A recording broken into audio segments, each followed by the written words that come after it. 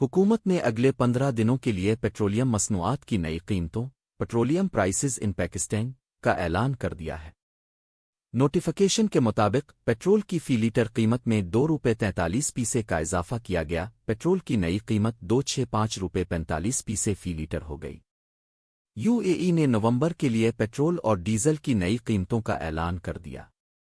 इसी तरह डीजल की फी लीटर कीमत में ₹3.02 इजाफा किया गया। डीजल की नई कीमत ₹278.44 फी लीटर हो गई। नई कीमतों का इतलाक आज 1 नवंबर से 15 नवंबर तक होगा। नोटिफिकेशन जारी कर दिया गया।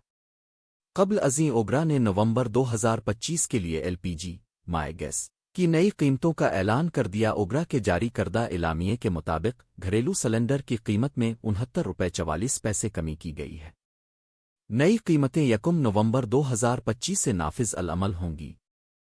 घरेलू इस्तेमाल के 11.8 किलोग्राम के सिलेंडर की नई कीमत ₹2,378.89 होगी, जो अक्टूबर में ₹2,448.33 थी।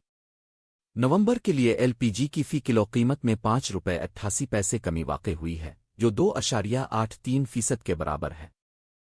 इलामिये में कहा गया है कि एलपीजी की पैदावारी कीमत में ₹5,885 फी टन की कमी हुई है, जिसके बाद नई पैदावारी कीमत ₹1,60,300 फी टन मुकर्रर कर दी गई है, जबकि अक्टूबर में यह कीमत ₹1,66,185 फी टन थी।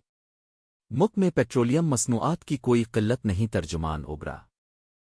इसी तरह सारिफ कंज्यूमर कीमत भी ₹2,07,485 फी टन से कम होकर ₹2,01,600 फी टन मुकर्रर की गई है। ओगरा के मुताबिक एलपीजी की कीमत सऊदी आरामको सीपी सऊदी और डॉलर के औसत एक्सचेंज रेट से मुंसलिक है।